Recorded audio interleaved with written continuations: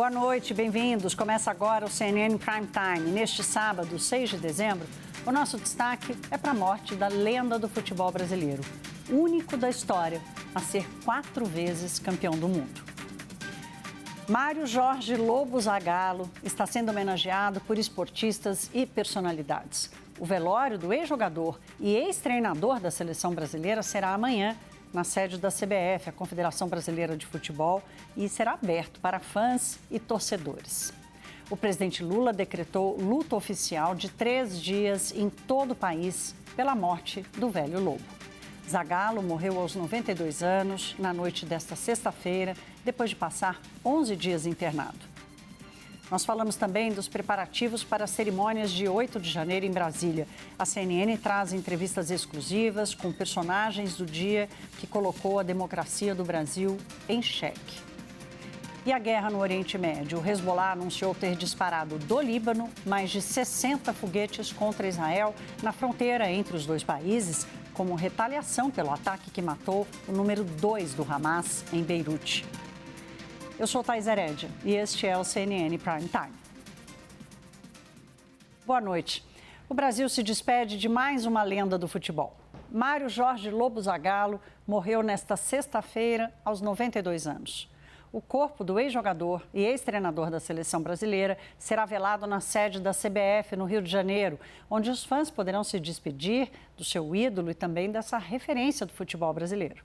Nós vamos agora ao Rio de Janeiro com a nossa repórter Roberta Camargo, que já está conosco em tela. Roberta, boa noite. Qual é o roteiro para quem quiser se despedir de Zagallo amanhã, minha cara? Boa noite a todos que nos acompanham. Pois é, a partir das 9h30 da manhã começa então o velório de Zagallo aqui na sede da CBF, onde eu estou no momento, né? Aqui na Barra da Tijuca, na zona oeste do Rio.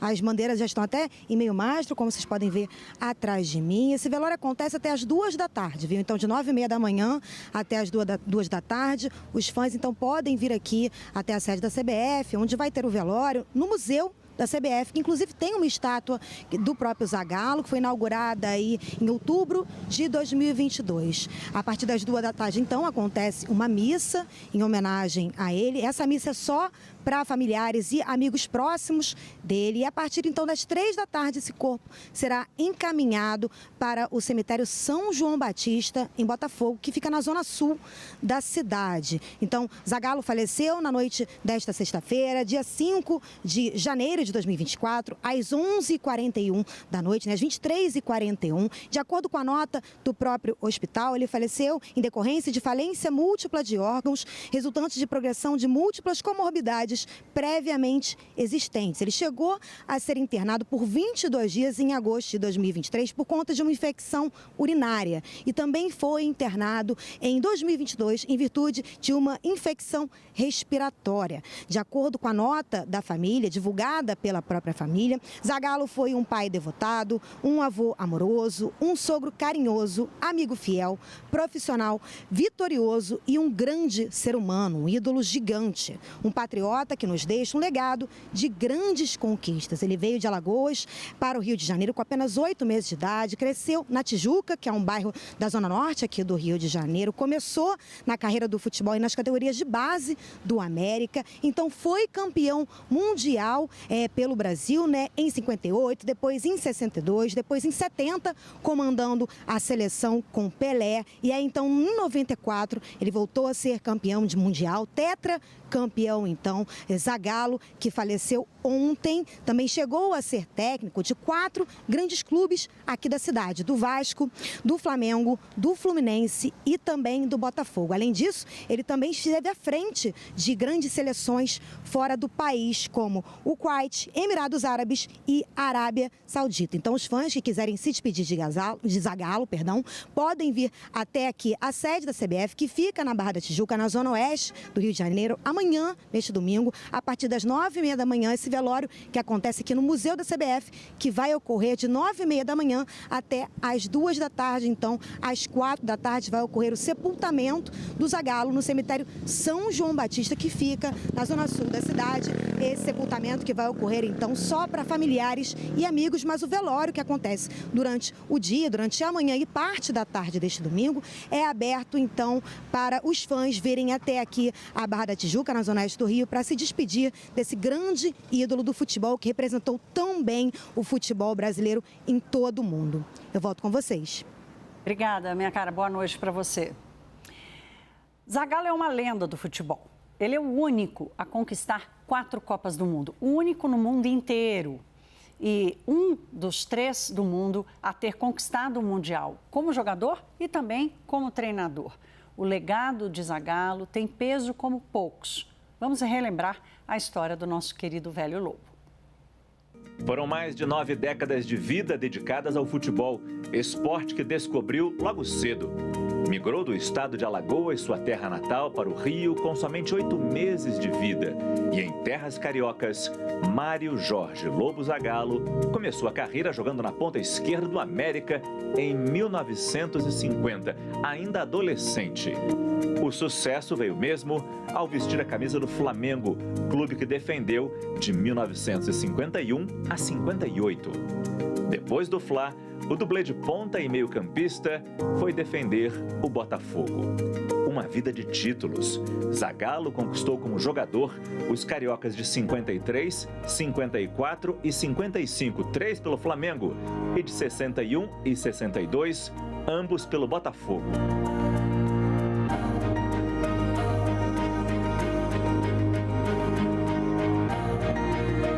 O caminho para a seleção brasileira foi rápido. Ele foi o titular nas vitoriosas campanhas dos mundiais de 1958, na Suécia, e 1962, no Chile, fazendo história ao lado do Rei Pelé.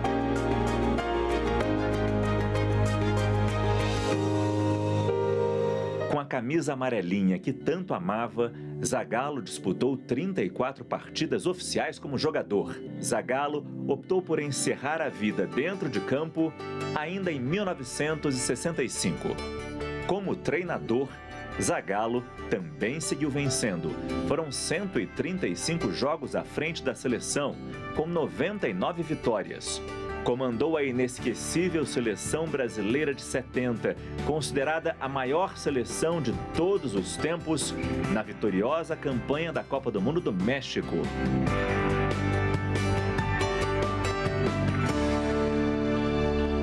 Ainda dirigiu o time canarinho na Copa de 74, quando o Brasil foi eliminado pela Holanda de Cruyff na semifinal. Ultrapassado para alguns, pé quente e competente para outros. Que nós temos que atacar para ganhar, eu lhe garanto que sim, porque somente com gols pode-se ganhar uma Copa do Mundo. Zagallo voltou para a seleção brasileira na década de 1990. Ao lado do técnico Parreira, Zagallo, como coordenador, levantou mais um caneco, campeão da inesquecível Copa de 94 nos Estados Unidos. Esse, diga-se de passagem, sempre foi o grande orgulho do craque. E por pouco, ele não foi pentacampeão. Como técnico, mais uma vez, ele dirigiu o time vice-campeão na Copa do Mundo da França em 98.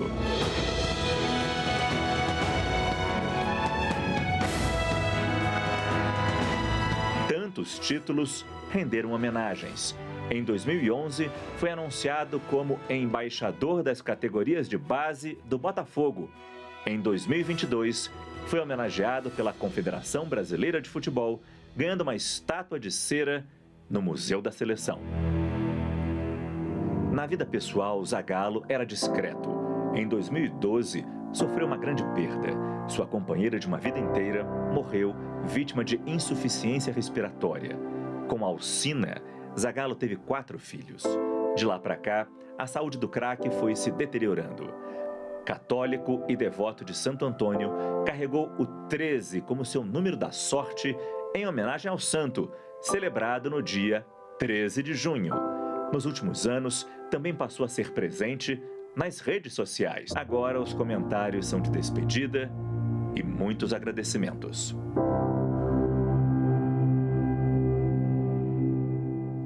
Me sigam todo dia. E tem mais uma coisa. Vocês vão ter que me engolir. É uma coletânea de imagens de alegria e esse bom humor que ele tinha e certamente vai deixar saudades.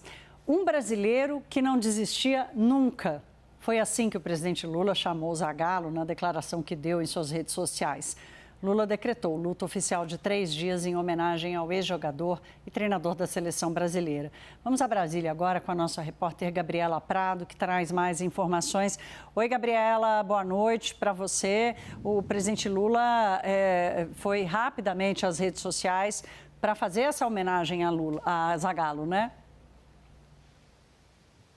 Exatamente, Thaís. Boa noite a você e a todos que nos acompanham. Ele foi às redes sociais em um texto longo, para os padrões que a gente vê das publicações do presidente nas redes sociais, passando também pela trajetória de Zagallo, do ex-treinador, e fazendo uma homenagem. Lula decretou, então, luto oficial de 3 dias em todo o país pela morte de Zagallo. E a gente vai ver agora aí na tela essa publicação que eu mencionei, que a Thaís já trouxe também um trechinho para a gente. Diz Lula, abre aspas: Mário Jorge Lobo Zagallo foi um dos maiores jogadores e técnicos de futebol de todos os tempos, um grande vencedor e símbolo de amor pela seleção brasileira e pelo Brasil. Maior vencedor individual da história da Copa do Mundo, sendo campeão 2 vezes como jogador, campeão e vice-campeão como treinador e campeão como coordenador da seleção em 1994. O único a participar de 4 conquistas mundiais, dirigiu o maior time de futebol da história, a seleção brasileira de 1970. Corajoso, dedicado, apaixonado e supersticioso, Zagallo era exemplo de brasileiro que não desistia nunca. É essa lição e espírito de carinho, amor, dedicação e superação que ele deixa para todo o nosso país e para o futebol mundial. Nesse momento de despedida, minha solidariedade aos familiares de Zagallo, seus filhos e netos, aos amigos e aos milhões de admiradores. Essa foi a publicação, então, do presidente Lula por volta das 9h40 da manhã. Logo depois saiu a edição extra do Diário Oficial, confirmando o luto oficial de 3 dias por todo o país. A Confederação Brasileira de Futebol, onde a gente viu agora há pouco, vai ser o velório de Zagallo, também decretou o luto de 7 dias e já diz que vai fazer 1 minuto de silêncio durante a Copa do Nordeste em homenagem ao ex-treinador. Diversas autoridades políticos se manifestaram durante o dia, prestando homenagens a Zagallo, entre eles justamente o governador do Rio de Janeiro, Cláudio Castro, que também prestou solidariedade à família e fez uma homenagem para o craque, o ex-treinador Zagallo, nas redes sociais. Thaís. Obrigada, Gabriela. Vai se proteger aí, que a gente está acompanhando aqui os relâmpagos e a ventania de uma chuva que deve chegar em Brasília, se já não chegou. Obrigada, uma boa noite para você. Até já. Já chegou.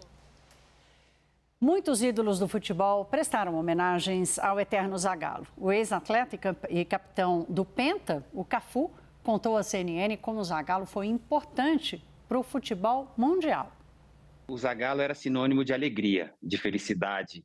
Era sinônimo de paixão, a paixão que o Zagallo tem pela camisa da seleção brasileira e a paixão que o Zagallo tem pelo Brasil, a honra prazerosa que ele tem de usar a amarelinha. Eu tive vários momentos marcantes com o professor Zagallo, que eu tenho como pai. O Zagallo me ajudou muito, o Zagallo no começo da minha carreira, principalmente na seleção brasileira, foi o que mais me deu conselho, o que mais me orientou e graças a Deus eu tive a oportunidade de seguir os conselhos do nosso professor Zagallo. Não só o futebol brasileiro, mas o mundo do futebol perde uma das peças mais importantes, mais carismática e uma das figuras mais puras do futebol brasileiro, que é o nosso pai eterno, Lobo Zagallo. E o pentacampeão Edmilson também falou à CNN sobre o velho Lobo. Fala, pessoal, hoje o dia amanheceu bem triste, né? Perdemos um grande homem, um grande jogador, um grande atleta, um grande treinador, revolucionou, no meu modo de ver, o futebol brasileiro na área técnica, como jogador campeão do mundo.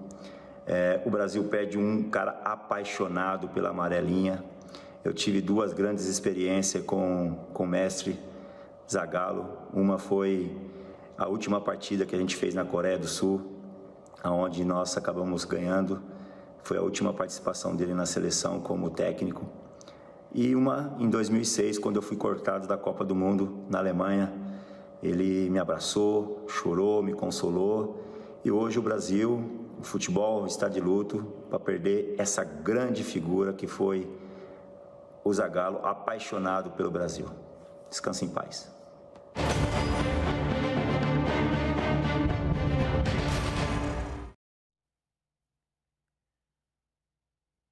O 8 de janeiro entrou para a história do país como o dia em que a democracia brasileira foi colocada em xeque. A CNN preparou uma série de reportagens especiais sobre a data.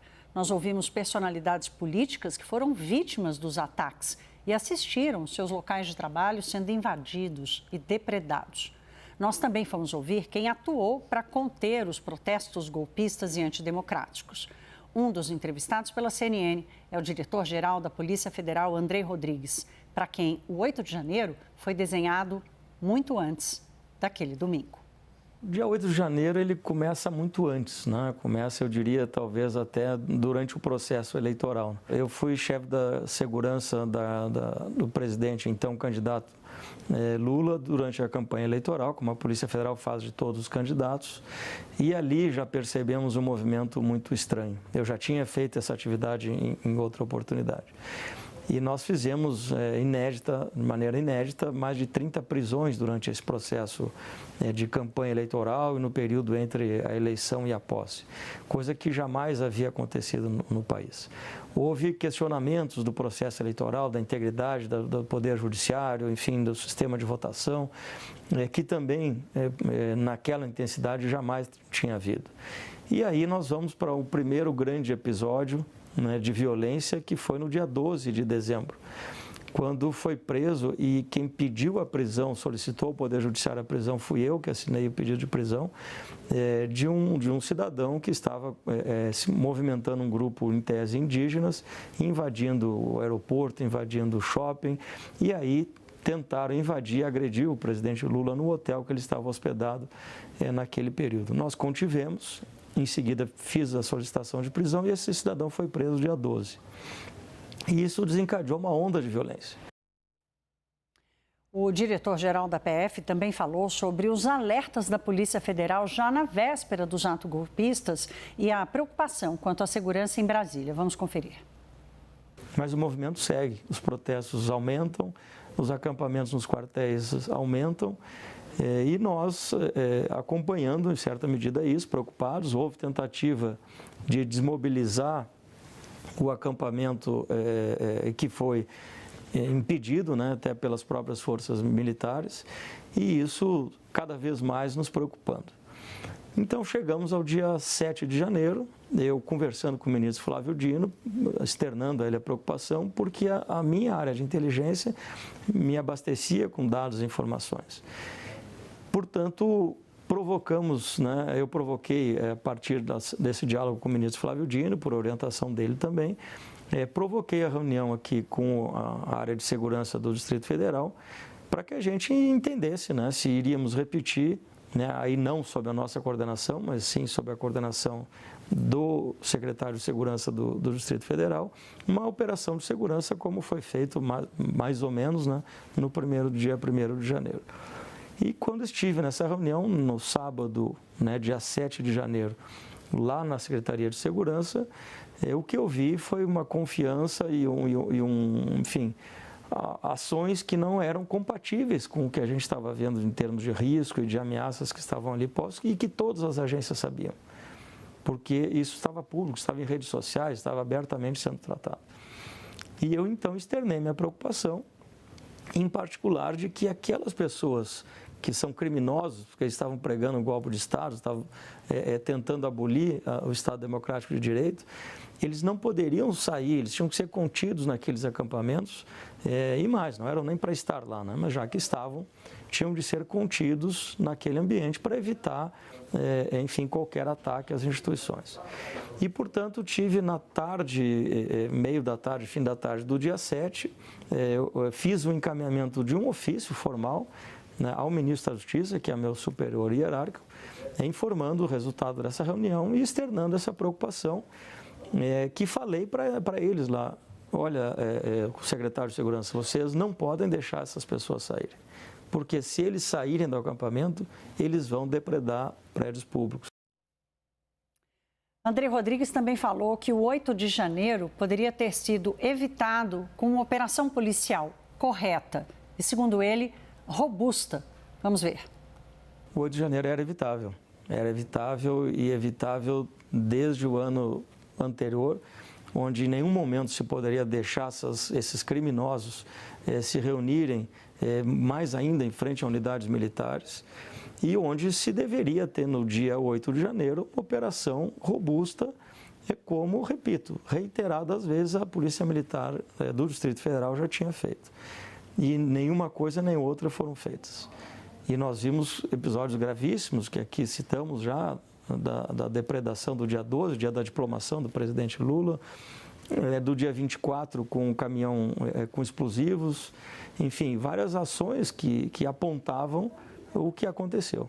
Ou seja, o dia 8 de janeiro sim era evitável. Havia uma garantia do secretário de Segurança na véspera de que haveria um aparato policial e que os manifestantes sequer passariam ali da linha da rodoviária, enfim, a catedral, mais ou menos naquele trecho ali. E o que se viu foi exatamente ao contrário. Se viu a polícia escoltando os criminosos, uma posição de pouquíssimos policiais, inclusive uma irresponsabilidade, porque expuseram a vida daqueles profissionais em risco. A série especial de 5 reportagens será exibida no Prime Time a partir da segunda-feira, dia 8. E no sábado, dia 13, o documentário Ataque aos Poderes, um breaking news que abalou a política brasileira, será exibido às 6h30 da tarde. Não perca. Está aqui conosco Leonardo Paz Neves, que é cientista político, pesquisador do Núcleo de Prospecção e Inteligência Internacional da Fundação Getúlio Vargas. Muito obrigada por estar aqui conosco hoje, Leonardo. Eu quero te fazer uma pergunta de cunho pessoal, pela tua experiência. Passado um ano do 8 de janeiro, onde é que você acha que o seu primeiro olhar sobre o que estava acontecendo foi, não equivocado, mas assim, ficou faltando peças e que você só conseguiu encaixar muito tempo depois? Boa noite. Boa noite, Thaís, e a todos que nos assistem. Eu acho que as peças começam a se encaixar quando os inquéritos começam a render provas, você começa a pegar, quebrar o serviço telemático de uma série de indivíduos, onde você começa a identificar, por exemplo, a minuta do golpe na casa do ex-ministro e Comissão de Segurança Pública do DF, Anderson Torres, quando você pega depois a minuta no Ministério da Defesa, dentro do e-mail de um coronel, que era o comandante das operações terrestres, que era uma minuta de uma possível GLO que estava sendo preparada para aquele momento. Quando a gente começa a pegar essas informações, esses documentos, dão substância que vão na linha do que o diretor Rodrigues disse. Esse foi um evento que basicamente estava sendo já gestado, estruturado e planejado há mais tempo. Não se sabe exatamente quantas pessoas estavam por trás disso, exatamente, o que eles pretendiam através desse golpe, se isso era para ter uma GLO para os militares entrarem, se isso era tipo um determinado evento que se supunha como um gatilho para outros eventos em outros lugares, ou pessoas se insurgindo em outros lugares do país. Isso não está claro ainda e acho que a gente vai demorar mais um pouco para chegar lá. Mas a coisa começa a se encaixar quando a gente começa a ver essa prova documental criando uma história onde a gente pode começar a repousar a ideia de que sim, foi um evento planejado, estruturado. O que você está chamando a atenção é para o ponto original ali, onde exatamente o protesto foi sendo gerido e pensado e acabou... porque olhando, a gente naquele dia olhava e achava da onde surgiu aquela anarquia. Ouvindo agora o diretor-geral da Polícia Federal, quer dizer, para a Polícia Federal estava muito claro que tinha uma engrenagem ali já funcionando, né, Leonardo? Qual o aprendizado que você consegue apreender disso, consegue destacar depois de um ano das autoridades e das lideranças políticas? Eu acho que um dos problemas mais graves que a gente vive, e acho que esse talvez seja o principal aprendizado aqui, é que a gente viveu um tempo, e de certa maneira esse tempo ainda existe um pouco, mas em menor medida, em que um conjunto de ações por diversas pessoas, autoridades ou indivíduos como eu e você, enfim, vem testando a democracia paulatinamente, vem criando uma série de ações, seja com fake news, seja com financiamento de ações com atos democráticos, como a gente viu no início do governo do ex-presidente Bolsonaro, condenando, atacando determinadas autoridades, atacando determinados poderes, até pessoas do próprio governo, quer dizer, do próprio governo, digo, dos próprios poderes, como legisladores, tensionando a democracia num nível onde a gente cada vez mais vai permitindo e aceitando certas ações ou certas manifestações como dentro do direito à liberdade. E a democracia não é o governo onde se pode tudo, né? Você tem uma certa limitação desse poder de agir que as pessoas têm de liberdade. A gente tem já literatura, inclusive, que explica sobre isso, que não dá para a gente ter uma tolerância com o intolerante, de certa maneira, porque isso significa a nossa própria morte enquanto uma democracia. Esse talvez seja um dos paradoxos mais importantes desse 8 de janeiro, que não podemos ser tolerantes com os intolerantes. Leonardo Paz Neves, eu já volto com você, meu caro. Vamos contar com você ainda no Prime Time para nos ajudar a navegar aí sobre esse um ano do 8 de janeiro. Até já. O Congresso Nacional está nos ajustes finais para a cerimônia que vai marcar um ano dos ataques de 8 de janeiro à sede dos três poderes. São esperados cerca de 500 convidados e ao menos 6 autoridades devem discursar. Vamos voltar para Brasília com a Gabriela Prado, que divide com a gente um pouco a expectativa para essa cerimônia e os preparativos aí na capital federal. Gabriela. Thaís, foram semanas de preparação, muitos servidores que trabalham nos três poderes não tiveram recesso para organizar esse ato institucional da democracia restaurada para relembrar o 8 de janeiro, os atos golpistas do ano passado. Devem ter 500 convidados entre autoridades dos três poderes, lideranças políticas, de centrais sindicais, de movimentos sociais. Lula convidou todos os governadores. Então, há uma expectativa de alto comparecimento. A cerimônia está marcada para as 3 horas da tarde no Salão Negro do Congresso Federal.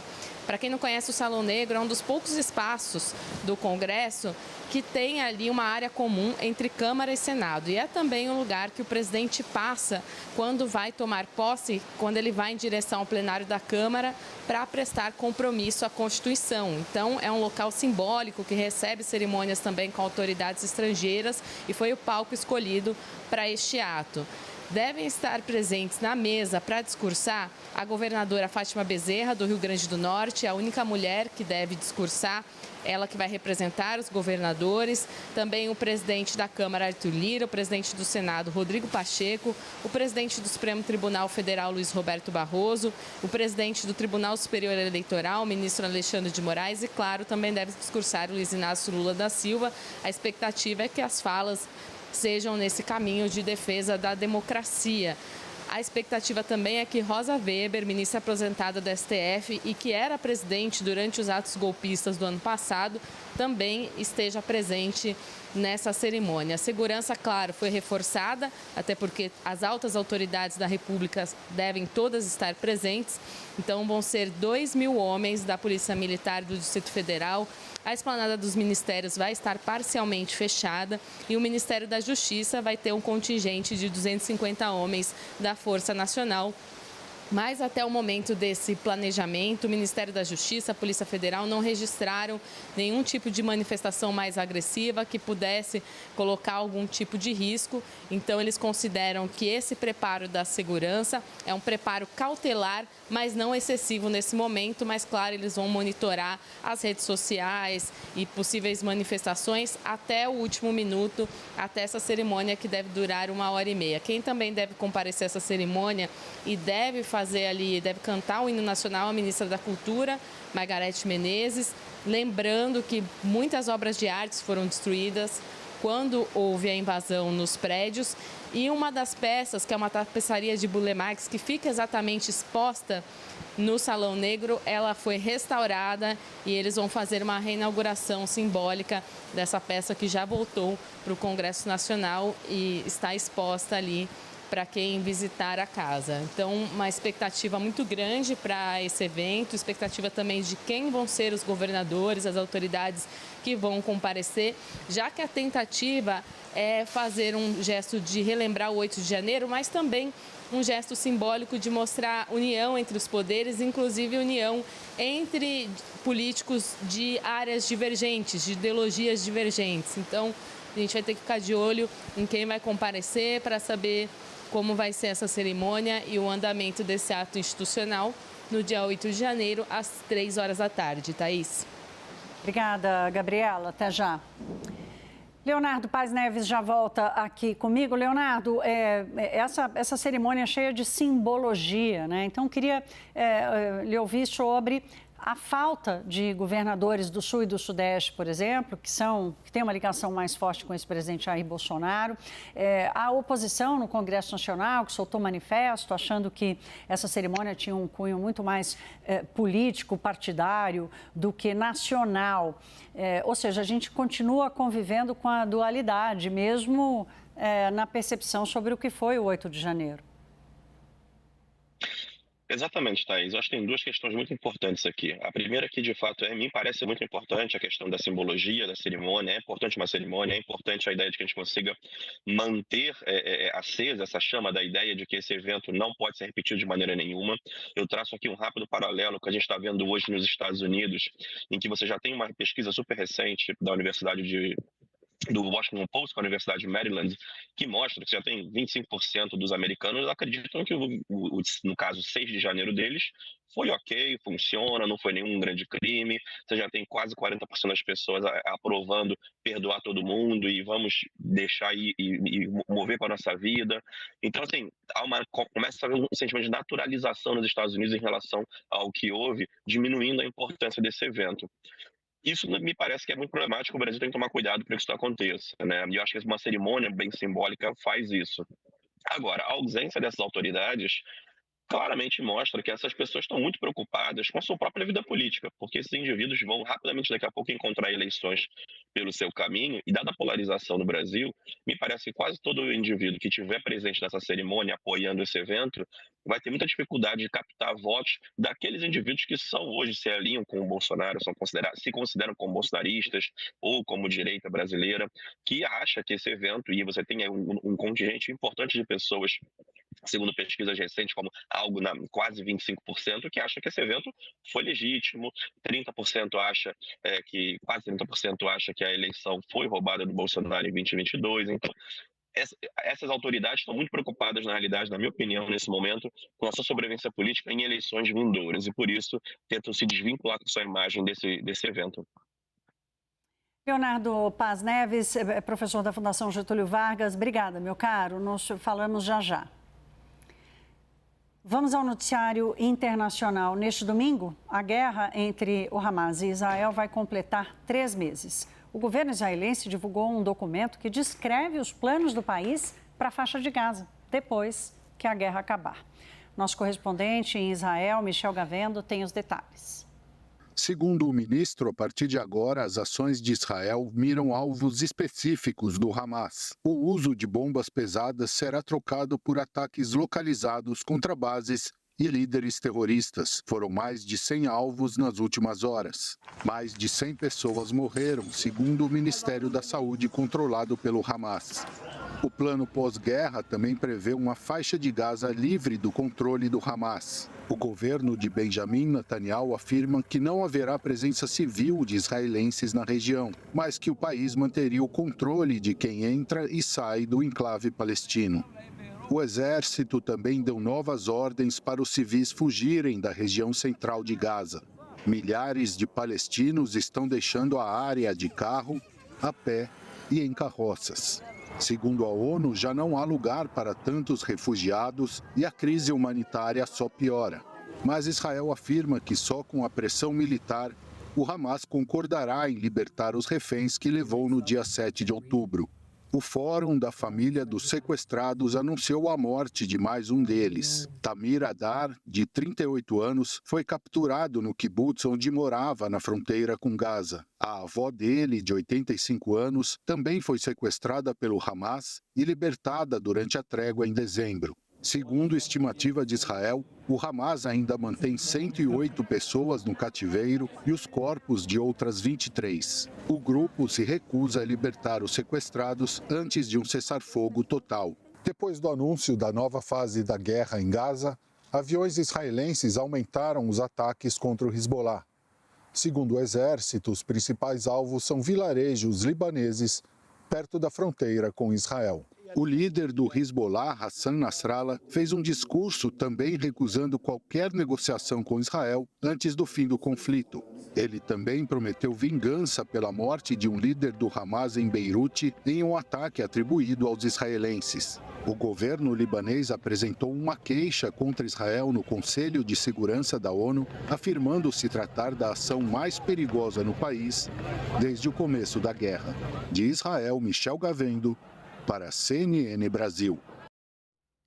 Neste sábado, a Organização de Libertação da Palestina rejeitou o plano pós-guerra de Israel e disse que o futuro da faixa de Gaza será determinado pelo povo palestino e não por Israel.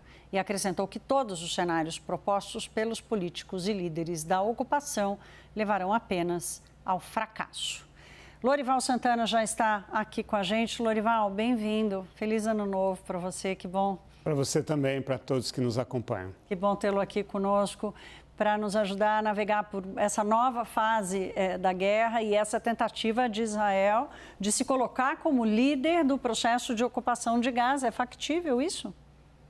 Bem, ela gera naturalmente essa reação das lideranças palestinas de rejeitar que Israel faça parte da formatação do futuro da faixa de Gaza, por considerar que a faixa de Gaza é um território palestino e que Israel é uma força de ocupação da Cisjordânia, portanto não deveria ter um papel aí.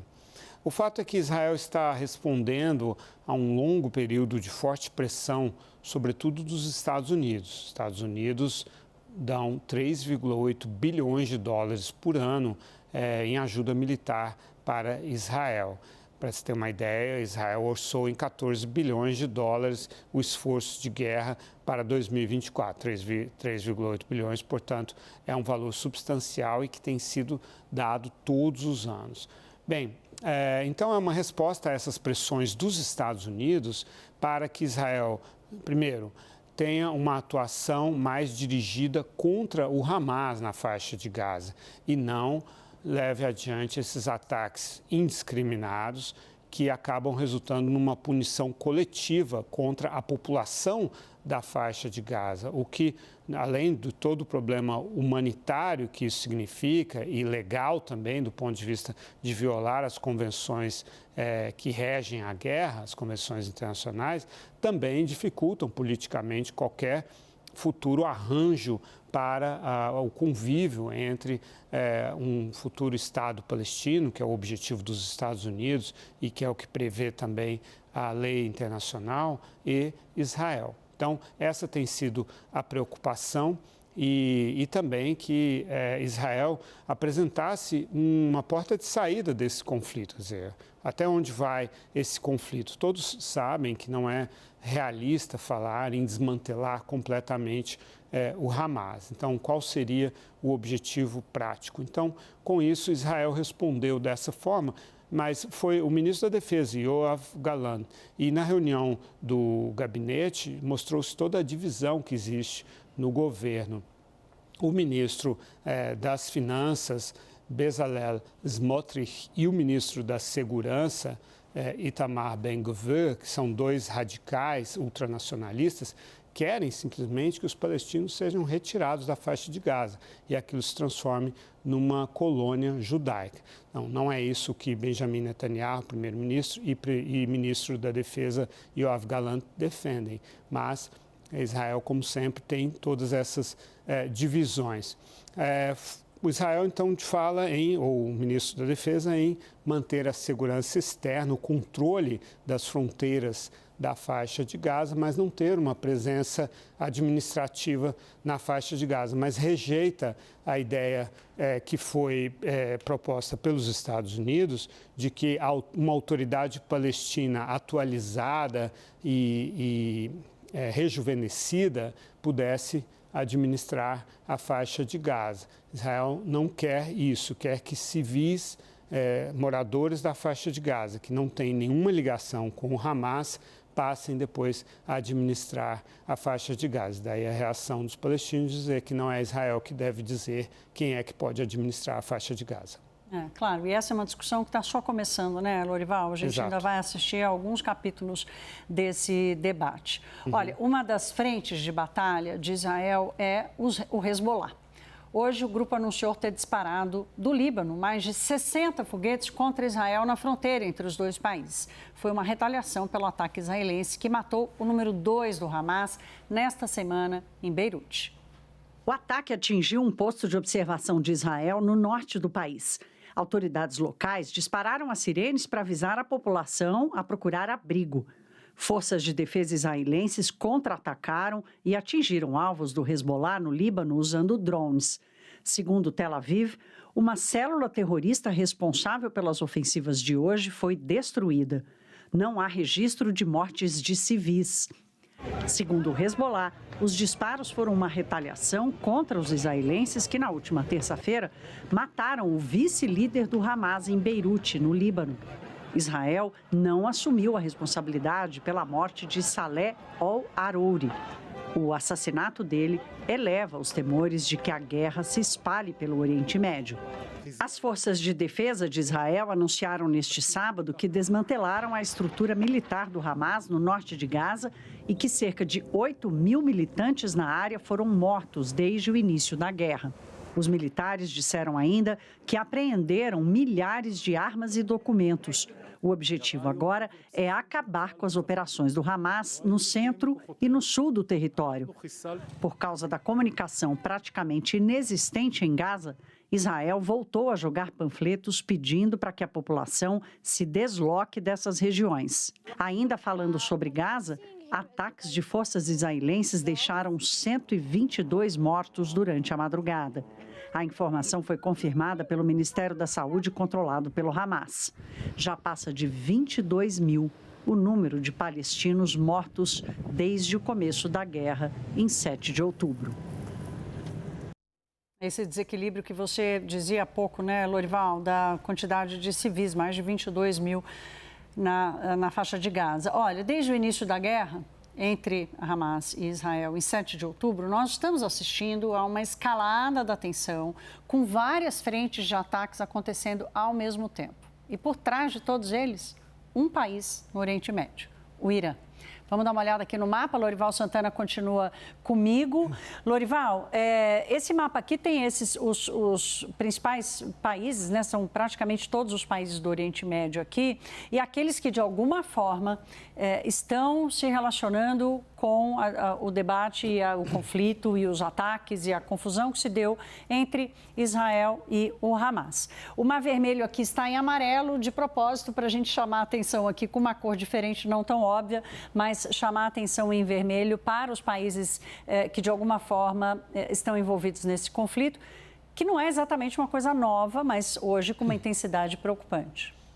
Exatamente. Se a gente começar aqui pelo Iraque, né, com a invasão do Iraque em 2003, os Estados Unidos entregaram o Iraque para o Irã, porque instituíram ali a democracia, 60% dos iraquianos são xiitas, passaram a votar em lideranças que respondem aos desejos do Irã. Com isso se criou, então, um arco de influência do Irã que passa do Iraque para a Síria, que também é um regime de minoria alauíta, sunita, que é uma derivação do xiismo, portanto, responde também aos desejos do Irã. E, finalmente, no Líbano também, o Hezbollah, que é a força armada, o Estado dentro do Estado libanês. O exército libanês é muito fraco, o Hezbollah é muito forte militarmente, então, com isso, também patrocinado pelo Irã. Então, nesse arco aqui existem milícias iranianas e milícias pró-iranianas no Iraque. Também na Síria, a mesma situação. E no Líbano, o Hezbollah e também presença do Hamas, como nós acabamos de ver. Então, com isso, todas essas forças, ao ser desencadeada a quinta guerra entre o Hamas e Israel desde 2007, essas forças todas passaram a atacar Israel, que, por sua vez, também passou a atacar essas bases todas iranianas e pró-iranianas nesses 3 países aqui. Por outro lado... É isso que eu queria te pedir agora, para a gente ir lá mais para o sul do Oriente Médio e mostrar que o Iêmen também se envolveu nesse momento, atacando os navios petroleiros aqui no Mar Vermelho, exigindo, inclusive, uma interferência militar americana. Uhum.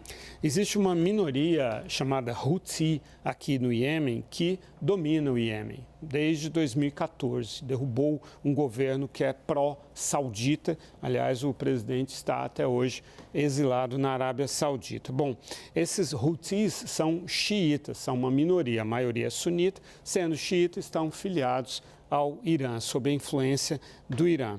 E essa milícia que domina o Iêmen está estrategicamente localizado no sul da Península Arábica. Por aqui passa 1/3 do petróleo do mundo, 12% das mercadorias do mundo. Aqui está o importantíssimo canal de Suez e o que foi feito a partir disso. Então, esses ataques contra esses navios, sobretudo navios ligados a Israel, que prestam serviço para Israel, mas também outros navios.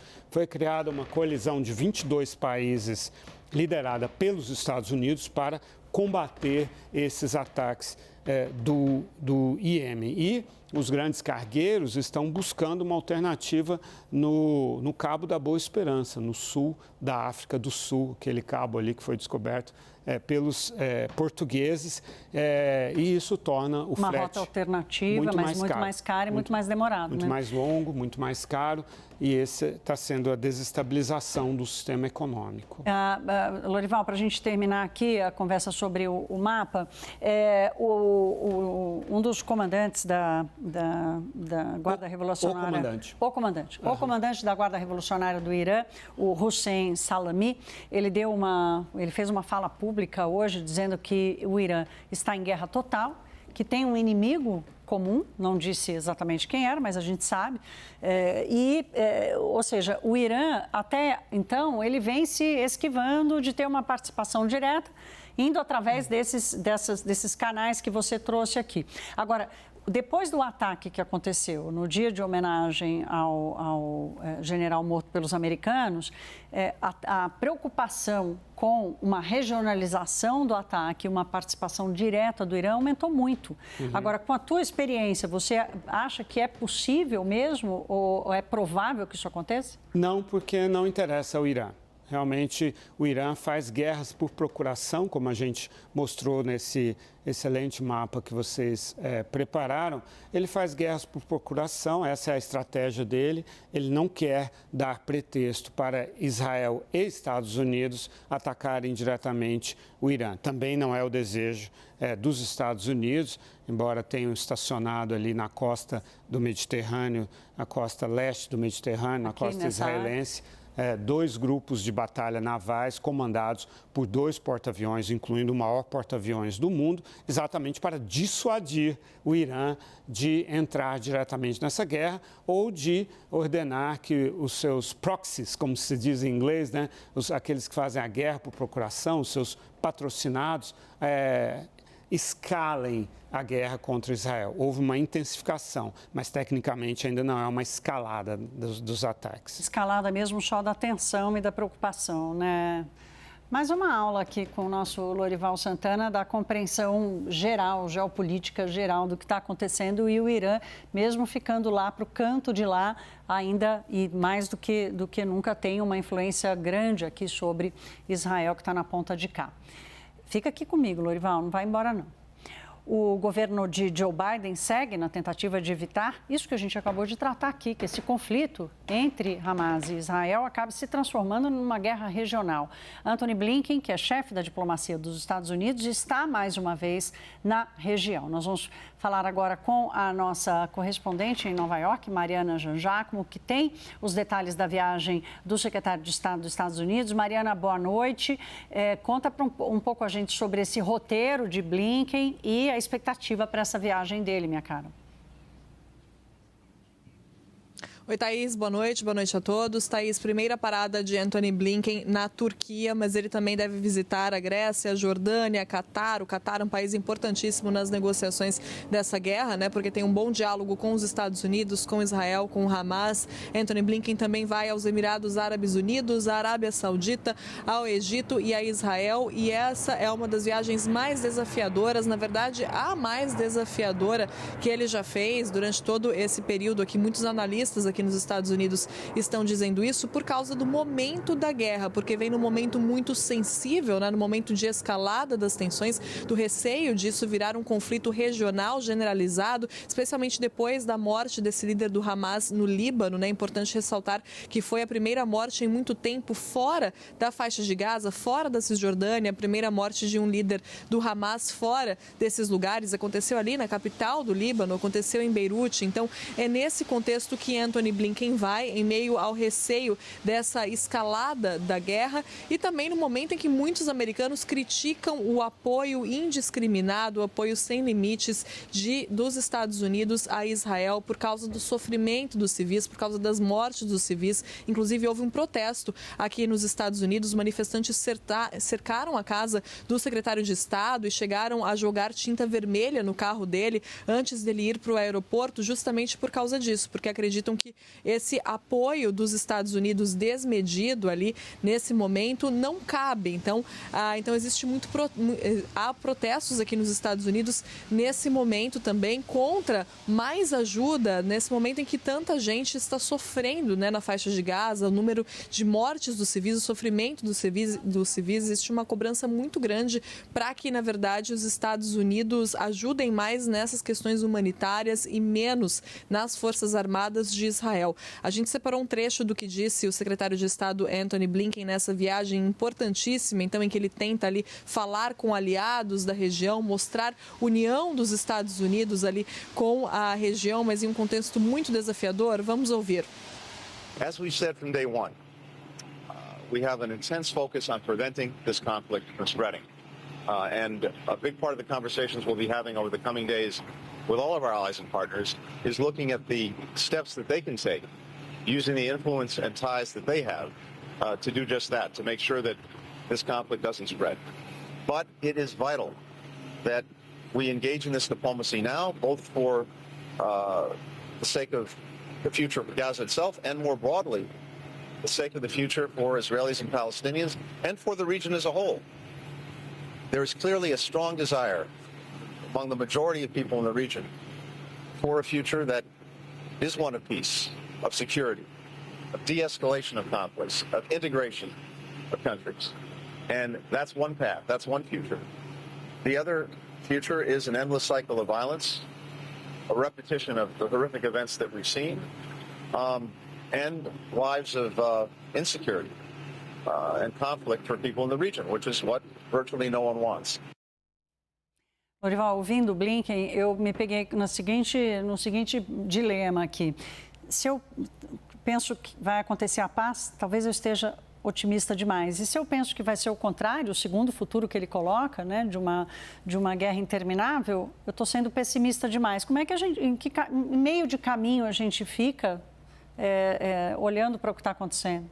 Depende do tamanho do foco que você coloca. Quer dizer, o que as atrocidades cometidas pelo Hamas no dia 7 de outubro interromperam? Um processo de aproximação entre a Arábia Saudita e Israel. Os acordos de Abraão, iniciados lá no governo do Donald Trump e levados adiante no governo do Joe Biden. Vários países já haviam normalizado as relações nesse processo, Emirados Árabes Unidos, Bahrein, Marrocos e Sudão. O próximo seria, então, a Arábia Saudita. Poucos dias antes dessas atrocidades cometidas pelo Hamas, 2 ministros israelenses visitaram Riad. Então, o processo estava amadurecendo e um dos objetivos do Hamas foi interromper esse processo que não interessa ao Irã e nem ao próprio Hamas, que são lideranças, o regime iraniano e o Hamas, que se nutrem do conflito. Agora, se você fecha o foco na questão palestina, aí já não interessa ao atual governo israelense. Benjamin Netanyahu, que é o primeiro-ministro mais longevo da história de Israel, ele construiu as suas credenciais garantindo aos israelenses a segurança. Ele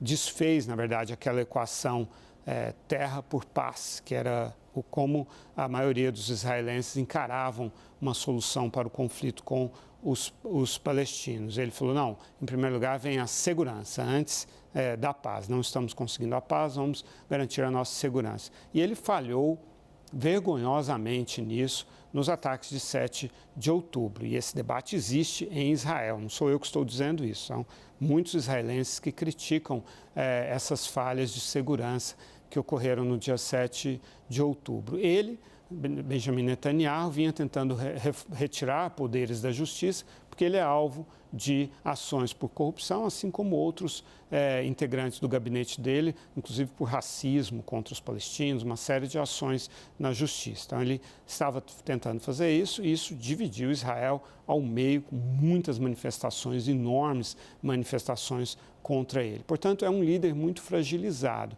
A única esperança dele de continuar no poder é essa guerra, é continuar esse tensionamento com o Hamas. Então, as condições políticas não são boas para um acordo de paz neste momento. Pode ser que num futuro próximo o cenário mude. Tomara que a gente consiga ser minimamente otimista, né, meu caro? Lorival, peraí que a gente vai continuar no noticiário internacional, mas nós vamos mudar um pouquinho a chave, porque vamos falar de política americana. A semana será intensa para os candidatos que concorrem à indicação do Partido Republicano à Casa Branca. Na próxima quarta-feira, um debate promovido pela CNN deve acirrar ainda mais essa disputa. Mariana Jean-Jacques já está aqui conosco novamente. Mariana, estamos a poucos dias dessa que é a primeira votação, que é o caucus de Iowa, né? Exatamente, Thaís. O caucus de Iowa, o que quer dizer isso, né? O caucus é uma votação dentro do partido, na verdade, muito parecido com as votações primárias, mas é mais como uma reunião, na verdade. Só participam os integrantes do partido e vão definir quem é que vai concorrer contra Joe Biden nas eleições gerais em novembro deste ano. Então, claro, é só uma, né? Vários estados, na verdade, todos os estados fazem ali as suas primárias, os seus cálculos, e aí no final totalizam ali fazem essa contagem de votos para definir quem vai ser o candidato republicano, afinal, que vai disputar as eleições contra Joe Biden. Tudo aponta para Donald Trump. A última pesquisa Reuters Ipsos de dezembro mostrou Trump com 60% das intenções de voto entre os republicanos. Para a gente ter uma ideia, no segundo lugar estão empatados a Nikki Haley, ex-governadora da Carolina do Sul, e o governador da Flórida, Ron DeSantis, e eles têm só 11% das intenções de voto e Donald Trump com 60%. Então, tudo indica que Trump deve ser sim o candidato, apesar de os americanos, na verdade, não quererem ter que escolher mais uma vez entre Trump e Biden. Há diversas pesquisas mostrando isso, mas existe uma falta de nomes fortes na política aqui nos Estados Unidos. Então, sim, tudo indica mais uma vez mais um duelo para Donald Trump versus Joe Biden, né? Agora, esse caucus de Iowa, então, é importante porque é o primeiro de uma série de votações dentro do Partido Republicano. Por isso, Donald Trump foi para lá nesse final de semana fazer um evento de campanha, já de olho nos votos desses republicanos, já tentando energizar ali a base dele, o eleitorado dele em Iowa. E essa margem grande, essa diferença tão grande de Donald Trump para os outros pré-candidatos do Partido Republicano, faz fazem até com que Trump queira cancelar os debates. A gente tem debates marcados, inclusive a CNN tem debates do Partido Republicano que vai fazer nesse mês, mas Donald Trump já disse que por ele e pela equipe dele os debates poderiam ser cancelados. Ele chegou a dizer que não vale a pena gastar tempo e dinheiro com candidatos que não vão a lugar algum, never Trumpers, ou seja, nunca serão trumpistas, nunca serão o Trump. O Partido Republicano não aceitou essa ideia, vai seguir fazendo os debates, mas isso mostra, um bom exemplo de como Donald Trump está confiante de que ele vai ser sim o candidato dos republicanos, apesar de todos os problemas na justiça, apesar das 91 acusações criminais contra ele, Thaís. Mariana, em agenda de Donald Trump, com esses eventos todos do Partido Republicano, como é que está? Pois é, Thaís, falando nisso, Donald Trump vai ter que conciliar aí os eventos de campanha com os julgamentos de todas essas acusações. Então, agora no dia 11 de janeiro, por exemplo, o tribunal vai ouvir os últimos argumentos do caso de fraude financeira aqui em Nova York, em Manhattan. A procuradora-geral de Nova York, Letitia James, quer que Trump pague uma multa de 250 milhões de dólares, além de proibi-lo de fazer negócios no estado, que, é claro, seria muito mais prejudicial a ele do que pagar essa multa. O estado de Nova York que acusa Trump de ter falsificado dados, registros financeiros, ter supervalorizado o patrimônio dele ao longo de 20 anos para conseguir negócios favoráveis. E aí tem outros julgamentos também ao longo do ano. Então é uma eleição, na verdade, Thaís, que vai ser decidida nas urnas e nos tribunais, Thaís. Obrigada, Mariana. Uma boa noite para você, minha cara. Vai para casa se abrigar dessa chuva, desse frio aí de Nova York. Boa noite para você. Lorival, acho que essa frase final da Mariana, que a gente tem repetido aqui com alguma frequência, porque realmente vai ser uma coisa inédita de acompanhar uma eleição americana dividida entre os tribunais e as campanhas eleitorais. Mas esses processos contra o Donald Trump só reforçaram a posição dele entre os eleitores republicanos. Realmente, ele conseguiu explorar com muita destreza, muita habilidade, a noção de que ele é vítima de uma caça às bruxas, de uma perseguição, de um sistema de justiça corrompido, dominado pelos democratas, porque ele seria o candidato capaz de evitar uma reeleição do Joe Biden. Então, isso no campo republicano, ele está muito fortalecido e nas primárias, isso ficou provado nas eleições anteriores, basta dominar 1/3 dos filiados do partido, que é o que o Trump domina, porque aí o restante dos votos se dispersa entre outros candidatos e aí ele sai ganhando. Quanto mais candidatos se opondo ao Trump, melhor para ele, porque ele tem uma base fiel que é capaz, então, de responder a essa oposição diluída. Eu falei há poucos dias com um republicano que apoia a Nikki Haley e ele falou com todo entusiasmo sobre ela, mas falou assim, mas ela é um forte nome para daqui a 5 anos. Então, assim, nem as pessoas que apoiam o Ron DeSantis e a Nikki Haley apostam numa derrota do Trump nessas primárias. Por outro lado, um Joe Biden também muito enfraquecido, ele tem a popularidade mais baixa da história dos Estados Unidos neste momento do mandato, é menos 16% a aprovação dele, com 81 anos de idade, então ele também e enfrentou o problema da inflação no ano passado, que afetou muito o eleitorado dele, o eleitorado mais pobre, uma inflação de 9%, ela acabou prejudicando, tirando o poder aquisitivo do eleitorado mais pobre, a classe média, a classe baixa, os negros, os latinos, que tendem a votar nele. Como o voto não é obrigatório, não é que essas pessoas vão votar no Trump, mas o simples fato de não votarem já retira do Biden uma vantagem. E o Trump, as pesquisas indicam a vitória dele em todos os swing states, todos os estados em que o voto oscila de democrata para republicano e que, por isso, são os estados que decidem as eleições. São 6 estados, o Trump está bem nesses estados, como esteve mal nesses estados na eleição anterior, o que deu a vitória ao Biden. Então, a gente tem aí um quadro hoje de um presidente de um ex-presidente acusado de ter tentado um golpe, né, de ter tentado reverter a própria derrota eleitoral e que é o favorito numa eleição democrática, porque o Partido Democrata, sobretudo porque o Partido Democrata não foi capaz de produzir um outro candidato. E a vice do Joe Biden, que seria a candidata natural no caso de um governo de um mandato só, do Biden, ela não tem uma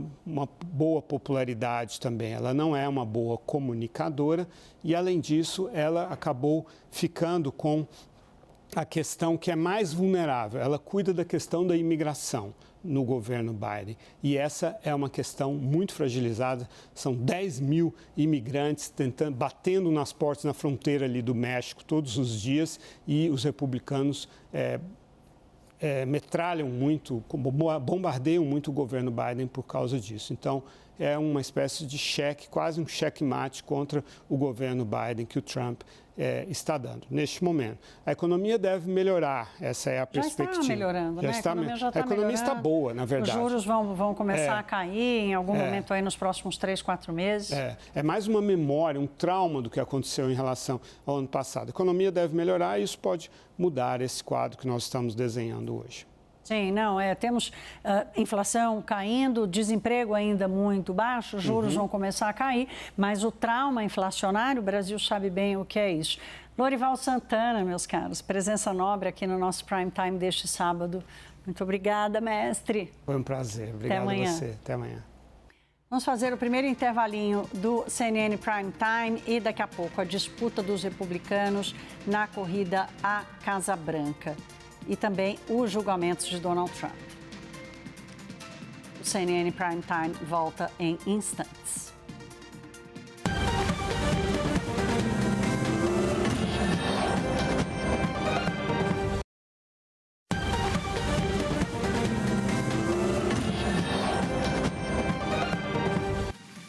Nove horas e 13 minutinhos. Obrigada pela sua companhia neste sábado aqui no CNN Prime Time. Em entrevista à CNN, o ex-presidente Jair Bolsonaro falou que o clima atual é ruim para o país, mas disse que jamais passaria a faixa presidencial a Lula. Hoje em dia, estamos numa insegurança muito grande. Qualquer pessoa pode ser presa, né? Esse clima que a gente vive não é bom para nenhum pró-Brasil, não é bom para ninguém. Isso é péssimo para todos nós. E a gente espera que haja uma devida moderação por parte, em especial, do Poder Executivo e Poder Judiciário, para que baixe a temperatura e voltemos à normalidade. Eu jamais passaria a faixa a esse cidadão Lula, essa pessoa de triste memória para todos nós, autor, né? Coautor, responsável por atos de corrupção mais bárbaros possíveis aqui no Brasil, onde ele entregou o poder aí a grupos de políticos e outros em troca de apoio no parlamento. E assistimos, por exemplo, a questão do mensalão, do petrolão. A CNN também ouviu o presidente Lula para a série de reportagens sobre o 8 de janeiro. Lula disse que nunca imaginou que o Brasil viveria um episódio como este novamente e que o ex-presidente Jair Bolsonaro inventou mentiras e fugiu. Vamos acompanhar. É difícil dizer qual é o momento mais tenso, porque eu estava fazendo uma visita em Araraquara para ver a destruição de um córrego por causa de uma tempestade que tinha acontecido em Araraquara. Eu estava em São Paulo, então tomei a decisão, já que nós vamos para Brasília, vamos dar uma passada em Araraquara para visitar o prefeito e ver como é que está a situação. Quando eu fui visitar o buraco, realmente um estrago muito feio, e nós já colocamos dinheiro para consertar o buraco, é preciso ficar claro isso.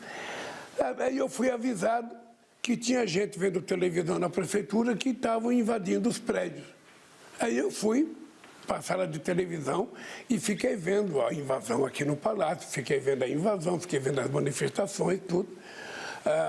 Liguei para algumas pessoas aqui, sabe? Liguei para o Flávio Dino, outras pessoas me ligaram.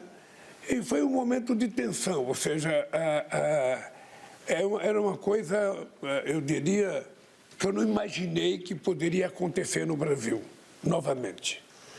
Eu não imaginava, porque eu já disputei muitas eleições, eu perdi 3 eleições seguidas, ou seja, aí quando a gente perdia, a gente voltava para casa e ia chorar mágoa. Eu não imaginava que a ignorância tivesse chegado a tal ponto, sabe, de um presidente sem controle emocional, desmoralizado pela quantidade de mentiras contadas durante toda a campanha, tivesse inventado uma coisa daquela. E o que é vergonhoso é que inventou e fugiu, não teve coragem de participar. Esse foi um momento tenso que, sabe, a decisão que eu tomei para enfrentar a tensão foi viajar para Brasília e vir visitar o Palácio para ver o que eu ia encontrar aqui dentro. Outro entrevistado para o especial da CNN é o ministro do Supremo Tribunal Federal, Alexandre de Moraes. Segundo Moraes, os acampados em frente ao QG do Exército passaram por uma espécie de treinamento antes da invasão das sedes dos 3 poderes em Brasília. Vamos ver. Havia a ideia de se decretar uma GLO ou intervenção. E, obviamente, isso é uma decisão do âmbito do Poder Executivo, do Presidente da República, consultando seus ministros. O que eu lembrei ao presidente Lula foi que, na época do ex-presidente Michel Temer, houve intervenção específica no Rio de Janeiro só na área da segurança. Talvez isso fosse uma possibilidade, porque a área afetada era a área da segurança. E no final, acabou sendo exatamente a opção. E eu diria um grande acerto do presidente Lula em relação a isso, porque as investigações mostraram, e isso consta, várias testemunhas já disseram isso e vários réus disseram isso, as investigações demonstraram que nos quartéis, inclusive no quartel aqui de Brasília, nos quartéis houve palestras dizendo que eles deveriam invadir, ficar principalmente no Congresso Nacional, até que fosse convocada uma GLO, o Exército chegasse e se tentasse que o Exército aderisse a esse golpe. Eu, particularmente, entendia que não era adequado uma GLO. Não seria adequado uma GLO, porque você tem, de um lado, manifestantes que estavam há muito tempo no quartel, manifestantes que queriam golpe, manifestantes que queriam estavam atentando contra a democracia e o funcionamento dos poderes e queriam uma intervenção militar. Você não vai exatamente levar a esses manifestantes os militares armados. A série especial de 5 reportagens será exibida no Prime Time a partir de segunda-feira, no dia 8. E no sábado, dia 13 de janeiro, o documentário Ataques aos Poderes, um breaking news que abalou a política brasileira, será exibido às 6h30 da tarde. Não perca. Eu chamo de volta o cientista político Leonardo Paz Neves, que é pesquisador do Núcleo de Prospecção e Inteligência Internacional da Fundação Getúlio Vargas. Oi, Leonardo, nós ouvimos aí os 2 presidentes e falamos agora há pouco, na nossa primeira entrada aqui com você, sobre a simbologia do evento desta segunda-feira. E eu queria avançar um pouco para o que você espera para o futuro, especialmente na relação entre os 3 poderes. Eventos como esse do dia 8 de janeiro podem ser uma cola ou uma graxa nessa engrenagem da relação dos 3 poderes mais perene, que dure mais tempo, independentemente das forças políticas?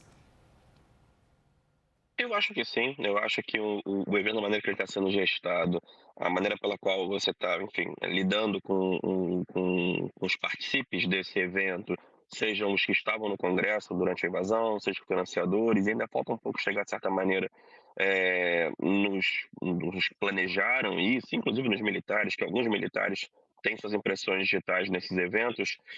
Talvez quando essa cena estiver pronta, a gente tiver uma clareza melhor do que foi isso vai entrar para a nossa história. A gente vai ter essa referência no futuro. E como o atual presidente Lula disse, ele jamais imaginou que isso fosse acontecer. Eu acho que pouco de nós imaginamos que uma coisa dessa pudesse acontecer. Quase todos nós fomos pegos de surpresa com esse evento.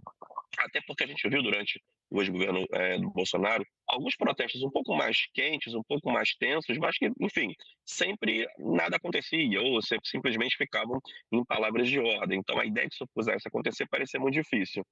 Agora, com esse evento na história e com um conjunto de punições adequadas, imagino que no futuro a gente vai ver mais ainda, isso fica registrado na nossa história e talvez sirva como uma grande referência para que eventos como esse não voltem a acontecer.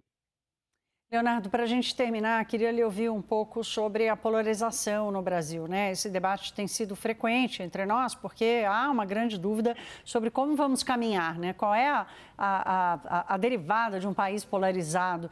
Esse ano vamos ter eleição municipal, pode ser algum termômetro, mas levando em consideração o 8 de janeiro, o ato de segunda-feira, que tem essa simbologia muito forte, você acha que a polarização, ela reage a um encontro desse do 8 de janeiro ou ela está mais blindada a esse tipo de manifestação? Olha, Thaís, aqui acho que a gente tem uma má notícia, de certa maneira, né? De certa maneira, a polarização no Brasil está extremamente blindada nesse momento, ela está muito bem consolidada nesse momento. Tem pesquisas interessantíssimas da Quest, por exemplo, que vão mostrar que pessoas que se identificam fortemente com determinado polo reagem aos fatos de maneira completamente diferente. Um fato, por exemplo, que foi mensurado agora numa pesquisa mais recente deles, diz que, por exemplo, o indivíduo que se considera está mais alinhado com o atual presidente Lula, acha que a economia está maravilhosamente bem, que os números estão bons, está tudo funcionando. Se você pergunta a mesma pergunta, mostrando os mesmos dados para alguém que se identifica com o ex-presidente Bolsonaro, está tudo indo horrível, a economia está acabando e o ano que vem vai ser horrível. Então, mesmo confrontado com os mesmos fatos, as pessoas têm percepções completamente diferentes desse fenômeno em função da sua visão. Então, a gente vive num momento muito sério, que a ciência política está lidando com um grande desafio de lidar com esse fenômeno psicológico, que é como lidar com pessoas que, com o mesmo fato, têm opiniões completamente diferentes em função da sua ideologia política, da sua ideologia em termos de filiação e aderência a determinados movimentos. Então, dificilmente a gente vai conseguir ver, num curto espaço de tempo, um alívio, de certa maneira, das tensões em relação à polarização. Quando o jornalista fala uma última pergunta, nem sempre viu, Leonardo? Quero lhe fazer uma última aqui, aproveitando que você falou, estava lembrando aqui do livro A Biografia do Abismo, do Felipe Nunes e do Thomas Trauman, Felipe Nunes, que é da Quest, que fala dessa polarização calcificada, né, no Brasil. E aí, agora sim, por último, eu queria te ouvir sobre o papel da institucionalização ou das instituições, porque as instituições, elas não deveriam ter lado, né?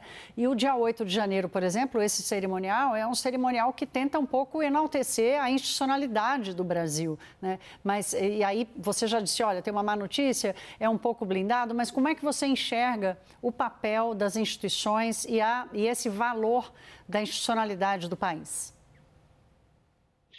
Eu acho fundamental, eu acho que só através do fortalecimento das instituições a gente vai conseguir ter um caminho mais bem organizado para punir quem fez coisas erradas, para poder valorizar aqueles que estão indo mais ou menos bem, para poder reger e administrar o país de uma forma bastante equilibrada e sem esses rompantes ideológicos ou quaisquer eles sejam.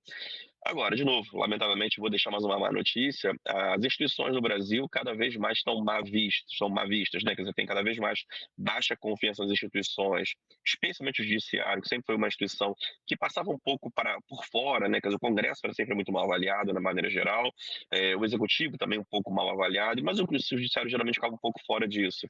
Ele tem entrado um pouco dentro desse grupo de instituições políticas mal avaliadas pela população, ou com baixa confiança, pelo menos. Então, eu acho que a gente precisa de uma renovação nas instituições também, para que elas mesmo possam se ajudar a construir a sua própria confiança. Eu acho que não parte só da gente confiar nelas, acho que elas têm que trabalhar nessa construção. E é fundamental que isso aconteça o mais rápido possível. Só como eu disse, e aqui encerro, só com uma boa institucionalização a gente consegue ter um caminho mais estável e menos polarizado, menos tenso e menos violento na nossa história. O que eu disse agora há pouco com o Lorival Santana, né? Minha expectativa é de ter algum otimismo, não só sobre os conflitos e a guerra, mas também serve aqui para o nosso Brasil. Nós conversamos com Leonardo Paz Neves, que é cientista político e pesquisador do Núcleo de Prospecção e Inteligência Internacional da Fundação Getúlio Vargas. Leonardo, obrigada pelo seu tempo neste sábado à noite aqui no CNN Prime Time. Um bom descanso para você, um bom fim de semana. Boa noite, Thaís. Boa noite a todos. O prejuízo com os reparos de objetos históricos e símbolos da democracia que foram destruídos no 8 de janeiro do ano passado gerou um gasto milionário aos cofres públicos. O Pedro Nogueira tem mais detalhes dessa conta. Vamos conferir. 16 milhões de reais. Esse é o valor estimado dos danos causados aos três poderes pelos atos de 8 de janeiro. E esse valor pode ser ainda muito maior, já que algumas instituições não conseguem calcular quanto vai ser gasto na restauração de obras de arte e também na reconstrução de áreas danificadas. Alguns objetos ainda não foram restaurados. Um deles é o relógio Baltazar Martinot, que foi destruído no Palácio do Planalto, e esse relógio foi trazido aqui para o Brasil pela família real portuguesa em 1808. Além disso, a escultura A Pérola, que desapareceu na Câmara dos Deputados, ainda não foi encontrada. A restauração do prédio do Supremo Tribunal Federal também teve gastos elevados. Só a obra do plenário, que precisou recuperar carpetes danificados pela água e também estofados e cortinas, custou mais de 3 milhões de reais. No Senado Federal também houve um intenso trabalho de recuperação de obras de arte. Os retratos da galeria de ex-presidentes do Senado precisam ser restaurados e cada um deles tem valor estimado em 10 mil reais. Um outro quadro, também no Senado, chamado Ato de Assinatura da Constituição, tem restauração estimada em cerca de 800 mil reais. A Presidência da República instalou aqui no Palácio da Alvorada, residência oficial do presidente da República, uma oficina de restauração de objetos. E fechou também uma parceria com o IPHAN, o Instituto do Patrimônio Histórico e Artístico Nacional. Vamos para o noticiário internacional, minha gente. Imagine essa situação que nós vamos descrever agora. Nos Estados Unidos, um avião teve que fazer um pouso de emergência depois de parte da parede da cabine ser sugada em pleno ar. Uma passageira conseguiu registrar o susto que aconteceu pouco depois da decolagem no estado do Oregon. E tudo isso debaixo de temperaturas negativas, porque é inverno por lá. E o que aconteceu, afinal? Um painel da fuselagem e uma janela foram sugados para fora, deixando um rombo na cabine. Com isso, aconteceu, claro, uma despressurização repentina e os 171 passageiros que estavam a bordo tiveram que usar aquelas máscaras de oxigênio que caem de cima das nossas cabeças quando estamos voando, né? Muitos relataram terem ouvido um barulho bem alto, como se fosse uma explosão. A aeronave, que é da Alaska Airlines, que ia para a Califórnia, acabou conseguindo fazer um pouso de emergência no aeroporto de origem, de onde tinha decolado, e ainda bem, ninguém ficou ferido. A companhia pediu desculpas e decidiu suspender todos os voos com essa aeronave, que é um Boeing 737-9.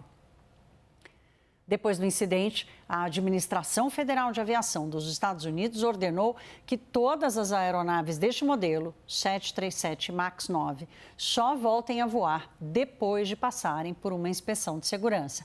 A agência que regula a segurança aérea no país disse que a medida vale para todos os modelos com um plugue de porta central instalado na fuselagem. Imagina o susto, minha gente. Afe Maria. Vamos falar aqui do terremoto no Japão, porque o número de mortos subiu para 110 pessoas por causa do terremoto que atingiu o país no primeiro dia do ano. As buscas pelas mais de 200 pessoas desaparecidas já entram no 6º dia na região central do Japão. 22 mil imóveis estão sem energia elétrica e, para piorar, as chuvas fortes e as estradas partidas ao meio complicam o deslocamento das equipes de resgate. Pelo menos 30 mil pessoas estão precisando de abrigo e suprimentos. Muitos moradores que perderam as casas optaram por dormir nos próprios carros. As autoridades alertaram para nevascas nos próximos dias, o que pode provocar desastres secundários como deslizamentos de terra, sem falar do frio, né? O terremoto atingiu o Japão no primeiro dia de janeiro e já é o mais mortal desde 2016, quando tremores mataram 276 pessoas no sudoeste do país. Uma mulher ucraniana que morava em Israel desde os 14 anos começou uma carreira como pintora um dia depois da invasão do Hamas a Israel. No dia 8 de outubro, a artista se mudou para a Alemanha com a filha e foi lá que decidiu começar a pintar. Ao todo, ela já reproduziu 12 cenas do dia da invasão do grupo islâmico. A inspiração para suas obras também vem de outro conflito. Ela conta que as notícias de Israel a lembravam da invasão da Rússia ao seu país natal. Suas obras ganharam destaque e agora estão expostas no Museu Judaico de Nova York, nos Estados Unidos. Para a artista, o ataque do Hamas é sua própria Guernica, o quadro de Pablo Picasso, famoso, de 1937, que simboliza o combate à barbárie e à tirania. Vamos voltar a falar sobre a despedida de Zagallo. O ídolo do futebol brasileiro e também mundial morreu na madrugada deste sábado, aos 92 anos. Neste dia triste para o Brasil e para todos aqueles que amam o futebol, muitas homenagens foram prestadas a ele, que foi o único tetracampeão mundial. Vamos conferir. O sábado foi repleto de homenagens a Zagallo nas redes sociais. Clubes brasileiros e de fora do país prestaram homenagens e lamentaram a morte do ídolo do futebol brasileiro e mundial. O Botafogo, clube no qual o velho Lobo despontou e se tornou ídolo, agradeceu a contribuição de Zagallo. O Flamengo destacou que Zagallo Eterno tem 13 letras, número da sorte do ídolo. E o América do Rio de Janeiro, time para o qual Zagallo torcia, também prestou homenagem. Grandes nomes do futebol nacional e mundial também se manifestaram. Ronaldinho Gaúcho agradeceu o mestre por tudo. Marta disse que Zagallo foi a personificação perfeita das cores verde e amarela. Ronaldo Fenômeno disse que Zagallo tem um enorme significado em sua vida e carreira e que teve a sorte de ter sido dirigido pelo ídolo. As entidades máximas do futebol mundial, sul-americano e brasileiro também lamentaram a morte do ídolo do esporte e relembraram seus feitos. O presidente da FIFA, Gianni Infantino, disse que Zagallo será lembrado como padrinho do futebol brasileiro. A Conmebol prestou condolências a amigos e familiares. A CBF fez uma série de publicações e o presidente Edinaldo Rodrigues decretou luto oficial de 7 dias. Autoridades destacaram o grande brasileiro que foi Mário Jorge Lobo Zagallo. O presidente Lula escreveu que Zagallo era um exemplo de brasileiro que não desistia nunca. O vice-presidente Geraldo Alckmin destacou a simplicidade e a garra do tetracampeão mundial. O presidente do Senado, Rodrigo Pacheco, prestou sentimentos à família, amigos e admiradores. O presidente da Câmara dos Deputados, Arthur Lira, destacou que a morte de Zagallo encerra a fase mais brilhante do futebol brasileiro. O ministro do Supremo Tribunal Federal, Gilmar Mendes, agradeceu ao gênio Zagallo. Ao longo da programação da CNN, jornalistas e ex-jogadores falaram sobre a importância de Zagallo para o futebol mundial. O Zagallo era sinônimo de alegria, de felicidade, era sinônimo de paixão. A paixão que o Zagallo tem pela camisa da seleção brasileira e a paixão que o Zagallo tem pelo Brasil. A honra prazerosa que ele tem de usar a amarelinha. Acho que fica a marca da intensidade do treinador dentro de campo, do jogador que foi, mas principalmente a construção de grupos e a gestão de grupos, que isso ficou marcado para quem trabalhou com ele no campo. O legado que o Zagallo deixa para a gente é um legado de vencedor, sabe? É sempre buscar vitórias, querer vencer, querer representar seu país, né? Querer ter a honra de representar seu país. Zagallo é o maior nome da história do futebol brasileiro. Aí você vai me perguntar sobre a comparação com Pelé. A única comparação que se possa fazer do Zagallo é com Pelé. Pelé foi o rei do futebol. E Zagallo foi o maior nome por causa da sua trajetória, das suas conquistas. É por isso que o futebol brasileiro é o que é, né? Temos Pelé, temos Zagallo e tantos outros ídolos que fizeram e fazem história do futebol no mundo. O apresentador da CNN e do Domingol, Benjamin Bach, disse que com a morte de Zagallo morre uma parte da história bonita do futebol brasileiro. Um dia muito triste, não só para o futebol brasileiro, quanto para o futebol mundial. O Zagallo, como pessoa, era um cara fantástico, de uma humildade, de uma simplicidade, de um carisma que, assim, é indescritível. Hoje morreu um pouco do futebol brasileiro. Hoje morreu uma parte da história bonita do futebol brasileiro. Zagallo, com certeza, é um dos maiores nomes da história da seleção brasileira e do futebol mundial. Ele conquistou 21 títulos com o Brasil, uma lenda. Zagallo venceu 4 Copas do Mundo, é um recordista na história, 2 Copas América, 2 Copas da Confederações, 1 pré-olímpico, 3 taças Oswaldo Cruz, 2 taças Bernardo O'Higgins, 2 Copas Roca, 1 taça do Atlântico, 1 Copa Stanley, 1 taça Independência, 1 Copa da Amizade e 1 Carlsberg Cup. É título que não acaba mais, um legado que só lendas do futebol deixam, como é Zagallo.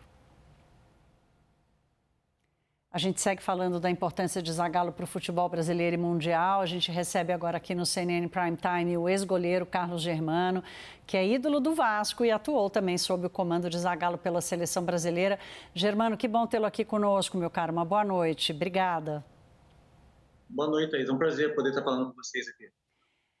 Germano, você tem uma história muito legal com o Zagallo, foi ele que te lançou no futebol profissional pelo Vasco. Então, eu queria te ouvir um pouco sobre isso e como é que era para você, que estava tão jovem, chegando no futebol profissional, atuar já com um técnico que já era, naquela altura, um ídolo do futebol brasileiro. Então, isso foi maravilhoso, né? Foi uma passagem pelo Vasco da Gama. O Zagallo era o nosso treinador e eu jovem na época, né? O nosso goleiro era o Acácio e o Zagallo, como nosso treinador, no final do ano de 1990, a gente disputou um torneio de verão no Rio de Janeiro e eu disputei esse torneio de verão, a gente foi campeão junto, né? E o Zagallo sempre comentava nos bastidores de São Januário que o Vasco tinha um jovem goleiro que era promissor, né? E eu sou muito grato por tudo isso. E depois a gente se encontrou novamente em convocações da seleção brasileira, em 2 delas importantes, que foi a Copa América de 97, a gente foi campeão, e depois a Copa do Mundo, né? O Zagallo me deu esse privilégio, né, de disputar uma Copa do Mundo do lado dele. Foi uma honra enorme. Eu vi você jogar, viu, Germano? Era sua fã no futebol, nunca pelo Vasco, mas pela seleção brasileira, sim. Germano, eu queria te ouvir exatamente sobre essa tua experiência, né? Você estava com ele na Copa América de 97, também na Copa do Mundo de 98, que o Brasil foi vice-campeão, uma final que gerou um debate enorme no Brasil, né, com aquela jogada contra a França. E também você estava do lado dele quando ele soltou aquela frase: vocês vão ter que me engolir. Depois, em 98, com aquela cena marcante dos pênaltis na semifinal contra a Holanda. Como é que era trabalhar com o Zagallo? Ele era intenso também nos treinamentos? Thaís, eu gostaria de frisar uma passagem antes, porque no ano de 97 o Zagallo me bancou várias vezes na seleção brasileira, porque eu estava num momento difícil no Vasco, eu estava sem contrato e sem jogar pelo Vasco da Gama, e o Zagallo assim mesmo me convocava, né? Ele me convocou por 3 vezes, sendo que na terceira vez ele falou: meu filho, meu jovem, né? Eu estou sem critério para te convocar, né? Você não está jogando, eu estou te convocando, você precisa jogar para poder estar te trazendo para a seleção brasileira. Então, isso eu não esqueço jamais, né? E voltando à pergunta em relação à Copa de 98, o Zagallo sempre foi um paizão, né? Ele acreditava mais na gente do que a gente mesmo. Ele sempre foi muito otimista, sempre botou todos os seus jogadores com otimismo lá em cima, para cima, até nos momentos difíceis. né? E ficou marcado aquela frase dele, né, depois do jogo contra a Holanda, que a gente venceu nos pênaltis, né, dizendo que o pessoal ia ter que engolir. Acho que foi até um desabafo também, né, pelas críticas que ele vinha recebendo e por ele ter sido um tetracampeão mundial, né, ser um tetracampeão mundial, e as críticas que estavam sendo fortes em cima dele, ele desabafou e soltou aquela frase que vai ficar para sempre, né?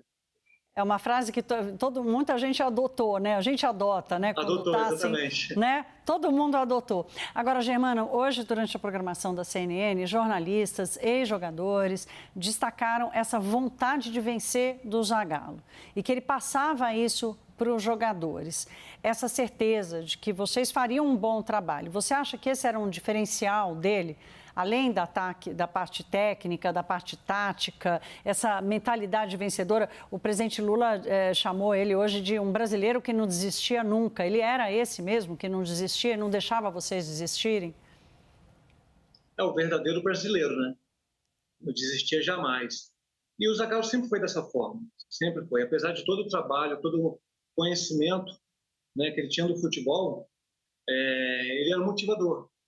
Ele era aquele pai, aquele líder que te colocava para cima sempre, sempre, em todos os momentos, né? Em qualquer competição. Eu tive o prazer, né, como eu disse antes, de começar com ele no Vasco da Gama, na década de 90 ali, e depois estar junto do professor Zagallo nas convocações da seleção brasileira. E ele sempre foi dessa forma, sempre. Não tinha distinção nenhuma de nenhum jogador, né? Ele sempre abraçava, tipo o paizão mesmo, né? E sempre estava do lado, sempre apoiando seus jogadores. Como eu disse antes, ele acreditava mais na gente do que a gente mesmo, né? E sempre foi essa pessoa maravilhosa que a gente conheceu, né? Germano, o Zagallo é o único tetracampeão mundial, né? Depois que a gente viveu a despedida de Pelé, ficou muito claro para o mundo que o mundo não vai produzir outro Pelé. Ele com as características que ele tinha. A gente pode até ver um jogador fazer tantos gols, enfim, mas o mundo não vai produzir outro Pelé. Você acha que o mundo vai produzir algum outro Zagallo com essa história completa dele no futebol, como jogador, como treinador?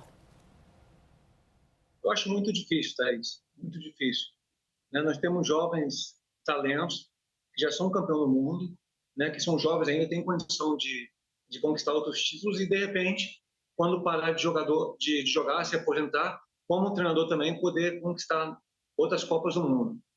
Mas eu acho que vai ser muito difícil. O Zagallo, além de toda a sua qualidade técnica como jogador, eu estudei muito meu pai falar do Zagallo, muito. Eu era jovem lá no interior de Domingos Martins. Meu pai tem aquele disco de vinil da Copa de 70, né? E que cantava as músicas e tinha narrado os gols, né? Tem até hoje, acho que esse disco de vinil ainda. E meu pai sempre falava, acho que foi o apelido do Zagallo como formiguinha, né? Ele era aquele jogador que se sacrificava por time dele, né, para a seleção brasileira. Então, se o Pelé chegava a fazer os gols, Garrincha, Tostão, todos esses craques, é porque tinha alguém que, além de ser um finalizador também, mas também ajudava bastante, né? Ele já era praticamente um jogador moderno na época dele. E o Zagallo sempre foi dessa forma de se sacrificar pelos seus companheiros, né? Como jogador e como treinador também. Eu acho, Thaís, que igual o Zagallo, Pelé, Garrincha, vai ser muito difícil, tá? Agora, isso é uma coisa só no Brasil ou você acha que o mundo faz esse reconhecimento também ao Zagallo? Hoje a gente acompanhou aqui a repercussão internacional dos jornais de futebol do mundo todo. Quer dizer, claro que ele não tinha a projeção que teve Pelé, mas no mundo do esporte esse reconhecimento ele já havia conquistado, né? Thaís, eu acho que o mundo está em luta por essa perda que nós brasileiros tivemos, né? Em relação ao professor Zagallo. Eu acho que o mundo inteiro está muito sentido. Como foi com o Pelé, são pessoas que marcam, né? Marcam um país e marcam o mundo inteiro. Então o Zagallo tá nesse top. Tá bem, nós conversamos aqui com o jogador que foi jogador da seleção brasileira, o ex-goleiro Carlos Germano. Germano, foi um prazer recebê-lo aqui, mesmo que seja nesse dia triste, mas o Zagallo tinha 92 anos, já tinha construído um legado esse todo que nós tratamos aqui, que ele descanse em paz. E uma boa noite, um bom fim de semana para você. Para você também, Thaís, prazer falar com vocês. Vamos falar aqui de um jogador também bastante conhecido no Brasil e que registrou na história da relação com o Zagallo várias polêmicas. Eu estou falando do Romário, que assumiu a presidência do América do Rio de Janeiro hoje. Coincidentemente, o América era o time de coração do Zagallo, onde ele começou a jogar. E mesmo com uma relação repleta de polêmicas e confusão entre os dois, como eu disse há pouco, o Romário lamentou muito a morte de Zagallo e reconheceu a sua importância para o futebol, claro. Na verdade, eu acredito que o Zagallo, em relação à importância para o nosso futebol, principalmente brasileiro, ele tem a mesma importância de um Pelé. O Zagallo realmente sempre foi um vitorioso, tetracampeão mundial, deixou um legado importante para todos nós. Hoje é um dia triste para o futebol. Todos sabem que a minha relação com o Zagallo, na verdade a gente não tinha nenhum tipo de relação, mas uma coisa é uma coisa, outra coisa é outra coisa. Eu tenho que admitir, até porque eu vivi no futebol durante muitos anos, o Zagallo realmente, eu posso dizer que é um dos grandes ícones do nosso futebol, que sempre representou bem o futebol brasileiro, um dos caras mais conhecidos do futebol do planeta, quando se fala em pessoas vitoriosas. Então, assim, da minha parte, eu queria só desejar, dizer que é uma tristeza muito grande, meus sentimentos para os amigos e familiares. Cada coisa no seu porta-coisa, né? A relação dos dois é uma coisa e a história e o legado, a importância do Zagallo é outra. Foi isso que reconheceu o jogador Romário. Vamos falar sobre a tentativa de criação de uma CPI para investigar ONGs e a atuação do padre Júlio Lancelotti com pessoas em situação de rua. Ao menos 7 vereadores aqui de São Paulo decidiram retirar o apoio à criação da comissão na Câmara Municipal de São Paulo. A Adriana De Luca tem mais informações sobre isso. O número de parlamentares que decidiram desistir do apoio à abertura da CPI na Câmara Municipal de São Paulo continua crescendo.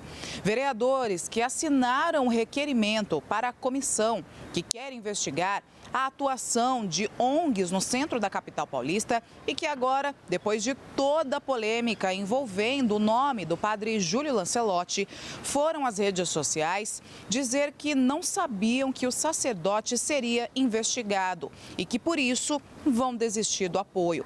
Com isso, a abertura da comissão perde força na Câmara Municipal e pode não ter o mínimo do apoio necessário para a pauta ir à votação.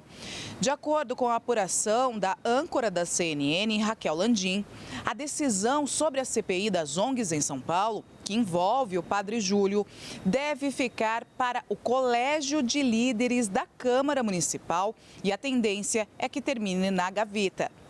O presidente da Câmara Municipal de São Paulo, Milton Leite, disse a interlocutores que pretende reunir os líderes dos partidos na volta do recesso para que eles decidam. Segundo esses interlocutores, a tendência é que a CPI deva terminar na gaveta se não houver nenhum fato novo. Existem cerca de 45 CPIs à espera de andamento. Leite não quer abandonar o vereador Rubinho Nunes, que é do mesmo partido e presidiu comissões importantes na Câmara. Mas a repercussão tem sido bastante negativa. Por seus trabalhos sociais, o padre Júlio Lancelotti angaria muitos apoios. E o objetivo é evitar que o caso respingue na campanha pela reeleição do prefeito Ricardo Nunes. O prefeito conversou com o religioso e, conforme apurou a CNN, sua articulação tem atuado nos bastidores para que a CPI não vingue. O padre Júlio Lancelotti apoia publicamente o pré-candidato do PSOL, Guilherme Boulos, mas disse que recebeu o apoio do prefeito Ricardo Nunes e que eles vão se encontrar na próxima semana. De São Paulo, Adriana De Luca. Nós entramos no 6º dia de buscas pelo helicóptero que desapareceu no litoral paulista na véspera do Réveillon, no dia 31 de dezembro. Segundo a FAB, não há prazo para encerrar os trabalhos. 4 pessoas seguem desaparecidas. A repórter Suzana Busanello traz os detalhes ao vivo. Suzana, boa noite. A Força Aérea Brasileira, com equipamentos que têm tecnologia suficiente para fazer um mapeamento de toda a região e vão seguir com as buscas, né? Exatamente, Thaís. Muito boa noite a você, a todos que estão nos acompanhando ao vivo a partir de agora. Então, hoje, neste sábado, marca o 6º dia de buscas pelo helicóptero desaparecido desde o dia 31 de dezembro. A aeronave decolou, então, no aeroporto Campo de Marte, que fica localizado na zona norte aqui da capital paulista, no início da tarde de domingo. E desde então, não se tem mais notícias e o paradeiro desta aeronave. Isso ocorreu, então, também em direção à zona norte ali, do litoral paulista, né? No caso, em Ilhabela, que seria o destino final, então, essa aeronave que estava a caminho. Isso ocorreu, então, no domingo, dia 31, e havia 4 pessoas a bordo, sendo 2 homens e 2 mulheres. A Força Aérea Brasileira colocou vários equipamentos de alta tecnologia justamente em busca dessas 4 pessoas, então, contendo aí também o piloto e outros 3 tripulantes. E a gente está falando, então, dessa aeronave que é a SC-105 Amazonas. Ela é responsável, então, por realizar essas buscas, principalmente salvamentos, então, tanto na parte terrestre quanto aérea. Esse sistema de comunicação que funciona via satélite e ele também permite que outras aeronaves ou centros de coordenação de salvamento, mesmo voos em baixa altura. E outra informação que nós temos sobre a FAB é que ele possui um radar capaz de realizar buscas sobre terra ou mar com alcance de até 360 quilômetros. Nós conversamos ontem, então, nesta sexta-feira, com o coronel, ele que afirmou que está à frente, né, o tenente-coronel, que é o Emanuel Garioli. Ele está responsável por essas buscas e afirmou que todos esses equipamentos, tanto equipe também, foram redobrados para localizar essas pessoas e que não há um prazo final aí, que ele não pode afirmar quanto a isso, de quando termina essas buscas e por isso eles seguem intensificando. Ele, inclusive, falou sobre as condições meteorológicas, que foram as principais causas aí para essas buscas tardarem tanto, porque há uma intensidade muito maior quanto a isso, visto que ao longo da semana foram intensificado aí entre sol, chuva e também condições um pouco mais de neblina. E também nós conversamos com o capitão Roberto Farina, ele que é diretor de comunicação da Defesa Civil, e ele falou mais sobre esse assunto e explicou as condições sobre essas buscas. Vamos ouvi-lo. No comando de aviação, nós temos pilotos extremamente renomados internacionalmente, premiados, então eles já têm uma experiência de busca e salvamento em mata fechada também, como também nas praias, agora no verão, que nós temos diversos salvamentos por afogamento, que nós vemos isso. Então são tropas extremamente especializadas que eles vão ajustando e calibrando, por exemplo, o planejamento e a estratégia. A informação sendo trazida, ela está compondo também esse planejamento, como o georreferenciamento, localização dos celulares, que já está, essas informações estão disponíveis para a Força Aérea Brasileira, que também traçou ali sobrevoos sobre essas regiões. Então, são informações extremamente relevantes, importantes, que são recebidas, e a composição dessas equipes, tanto por terra, levantando informações, quanto de forma aérea, buscando a identificação, localização de um ponto de queda, um possível ponto de queda, ou um possível ponto até de pouso do helicóptero, é ainda a esperança que nós temos e continuamos buscando essas pessoas aí, se tudo permitir, com fé em Deus, com vida, porque nós sabemos, viu, Carol, que a fé lá no final é a âncora que nos mantém firmes, mesmo nesses momentos mais adversos que encontramos nessa operação. Em Porto Alegre, ao menos 2 prédios de um condomínio residencial precisaram ser esvaziados depois do 3º vazamento de gás em menos de uma semana. Na última quinta, o prédio já tinha sido atingido por uma explosão que deixou 9 pessoas feridas. O condomínio de Porto Alegre, onde 9 pessoas ficaram feridas depois de uma explosão, sofreu com um novo vazamento de gás na manhã desse sábado. Além disso, um vazamento também tinha acontecido na tarde de sexta-feira. A Defesa Civil explica que os bujões de gás foram carregados no dia anterior ao acidente. E como o gás não está sendo utilizado devido ao calor, o gás expande. Uma válvula de escape abre para que o gás saia e outra válvula de segurança fecha quando foi expelido gás suficiente. De acordo com a Defesa Civil, se o gás estivesse sendo utilizado normalmente, provavelmente isso não aconteceria. Por conta disso, 2 prédios foram evacuados. As torres estão completamente interditadas. Cerca de 60 pessoas estão fora de suas casas. O laudo pericial realizado pela Defesa Civil já foi concluído, mas o condomínio ainda não teve seu resultado. Já o laudo do Instituto Geral de Perícias ainda não foi concluído. A vaquinha para ajudar o tratamento contra o câncer do filho do indigenista Bruno Pereira ultrapassou a marca de R$1.600.000 arrecadados. A gente lembra, Bruno foi morto na Amazônia junto do jornalista Dom Phillips em um crime que ganhou grande repercussão, inclusive internacional. A Carol Queiroz traz todos os detalhes para a gente desse caso. Vamos ver. De acordo com a viúva de Bruno, a antropóloga Beatriz Matos, o pequeno Pedro, de 5 anos, foi diagnosticado no ano passado com neuroblastoma estágio 4, um câncer extremamente agressivo e que pode se espalhar. O menino já realizou 5 meses de quimioterapia na rede pública de saúde, mas agora precisa de um medicamento que pode evitar justamente que a doença se espalhe. O remédio, que é importado, não é oferecido pelo SUS. Com a vaquinha que está disponível na internet e nas redes sociais da mãe da criança, a família espera arrecadar R$2 milhões. Pedro é filho de Bruno Pereira. O indigenista e o jornalista britânico Dom Phillips foram mortos em junho de 2022, perto da terra indígena Vale do Javari, aqui no Amazonas. Os dois estavam em uma expedição na região quando foram torturados e assassinados. Eles haviam flagrado a prática de atividades ilegais na área, de acordo com indícios da investigação sobre o caso. Na publicação em redes sociais em que pede ajuda para o filho, a viúva de Bruno lembrou que o indigenista foi um dos mais combativos do Brasil, que denunciou o garimpo ilegal e a pesca predatória, combateu o desmatamento e a grilagem de terras, enfrentou os invasores das áreas protegidas e lutou pelos povos indígenas. De Manaus, Carol Queiroz. Boa sorte para ele, então, muita saúde. No Rio de Janeiro, uma moradora flagrou um jacaré na casa dela depois das chuvas muito fortes que caíram na cidade. Olha que maluquice. A moradora disse que abriu a janela e deu de cara com o jacaré lá no quintal. Olha lá. Nas imagens, o jacaré aparece na área alagada da casa. Bem, o animal silvestre foi capturado por moradores e depois foi levado para uma mata bem afastada do bairro.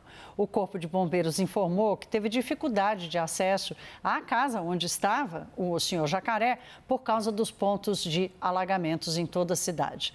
A CNN ainda aguarda o retorno da Secretaria Municipal de Meio Ambiente do Rio de Janeiro para saber se algum tipo de vistoria foi feita na região. Então, você já sabe, se estiver chovendo na sua casa, abre a janela, dá uma checada, vê se não tem um jacaré por aí. Assim, nós encerramos essa edição do CNN Prime Time. Você fica agora com o CNN Viagem e Gastronomia. Uma boa noite e até amanhã.